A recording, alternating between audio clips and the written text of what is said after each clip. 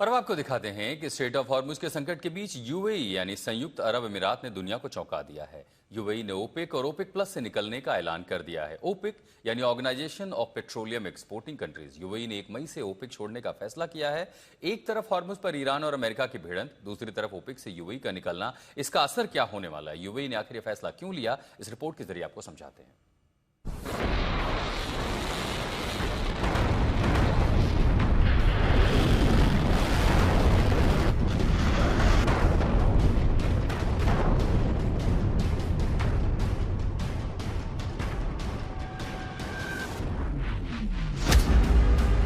Iran और America युद्ध से दुनिया में तेल गैस का बड़ा संकट।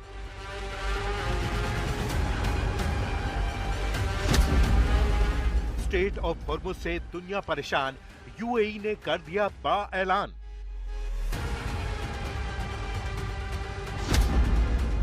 हॉर्मुज में ईरान अमेरिका की टक्कर, ओपेक से निकल गया यूएई।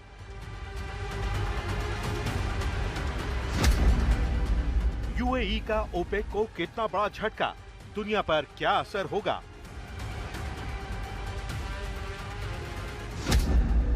क्या दुनिया में तेल के बढ़ेंगे दाम या कीमतें होंगी धड़ाम?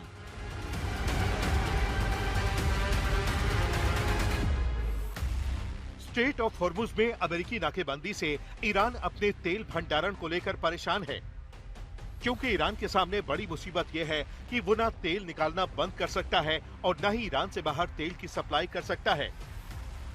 ऐसे में ईरान कोशिशों में लगा है कि अमेरिका के साथ डील हो जाए और हॉर्मुज में अमेरिकी नाकेबंदी हट जाए, लेकिन डील अधर में अटकी है और दुनिया के सामने तेल गैस की समस्या खड़ी है।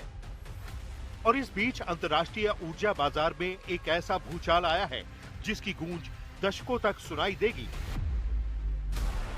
दुनिया के सबसे प्रभावशाली तेल संगठनों में से एक ओपेक और ओपेक प्लस को संयुक्त अरब अमीरात यानी यूएई ने अलविदा कह दिया है। अबू धाबी ने 1 मई से ओपेक को छोड़ने का फैसला कर लिया है। लगभग 60 साल तक इस समूह का हिस्सा रहने के बाद यूएई का ये फैसला न केवल तेल की कीमतों को प्रभावित करेगा, बल्कि खाड़ी देशों की राजनीति और अमेरिका ईरान युद्ध के बीच पावर बैलेंस को भी पूरी तरह बदल देगा। ये वही यूएई है जिस पर ईरान ने बेहिसाब ड्रोन, बैलिस्टिक और क्रूज मिसाइलें दागी। अमेरिका और इजराइल के हमलों के पलटवार में ईरान ने यूएई को निशाना बनाया। यूएई में ईरान ने होटलों, रिफाइनरी, एयरपोर्ट्स और बड़े औद्योगिक क्षेत्रों पर हमले किए और अब यूएई ने अपने फैसले से सबको चौंका दिया है।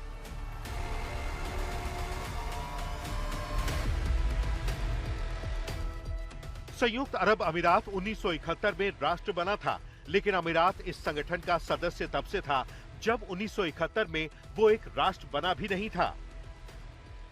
ओपेक मुख्य रूप से खाड़ी के तेल निर्यात करने वाले देशों का संगठन है, जिसने कई दशकों तक उत्पादन घटा बढ़ाकर और कोटा तय करके कच्चे तेल की कीमतों को कंट्रोल किया।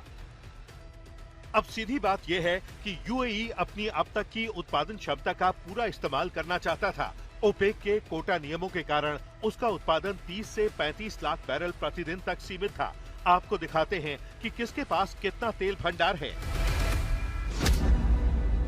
वेनेजुएला 303 अरब बैरल, सऊदी अरब 267 अरब बैरल, ईरान 209 अरब बैरल, इराक 145 अरब बैरल, यूएई 113 अरब बैरल, कुवैत 102 अरब बैरल, रूस 80 अरब बैरल, लीबिया 49 अरब बैरल, अमेरिका 45 अरब बैरल, नाइजीरिया 37 अरब बैरल, चीन 28 अरब बैरल, कतर 25 अरब बैरल, ब्राजील 16 अरब बैरल। यूएई का ये फैसला न केवल तेल की कीमतों पर असर डालेगा, बल्कि खाड़ी देशों की राजनीति और अमेरिका ईरान युद्ध के बीच पावर बैलेंस को भी पूरी तरह बदल देगा। ओपेक की स्थापना 1960 में 5 देशों ईरान, इराक, कुवैत, सऊदी अरब और वेनेजुएला ने मिलकर की थी, ताकि उत्पादन का तालमेल बैठाकर तेल निर्यातकों के हितों की रक्षा की जा सके और सदस्यों के लिए स्थिर आय सुनिश्चित हो।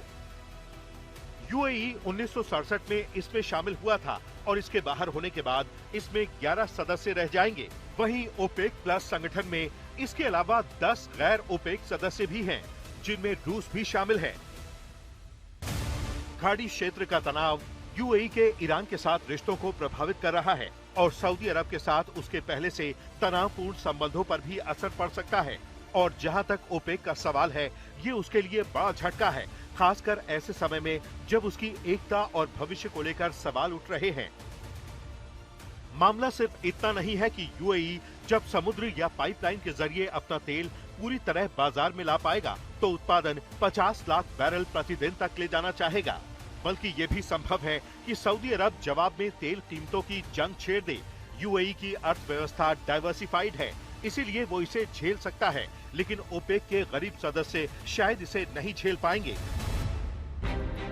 अमीरात के अधिकारी अब अबू धाबी के तेल क्षेत्रों से नई पाइपलाइन बनाने की बात कर रहे हैं, जो हुर्मुज़ स्ट्रेट को बाईपास करके फुजैरा बंदरगाह तक जाएगी। आज एक पाइपलाइन पहले से इस्तेमाल में है, लेकिन बढ़े हुए उत्पादन और खाड़ी में टैंकर ट्रैफिक की लागत और गति में स्थायी बदलाव को देखते हुए और क्षमता की जरूरत होगी। फिलहाल हुर्मुज़ स्ट्रेट में समुद्री ट्रैफिक पर दोहरी नाकेबंदी के दौरान ये अकेली वो घटना नहीं है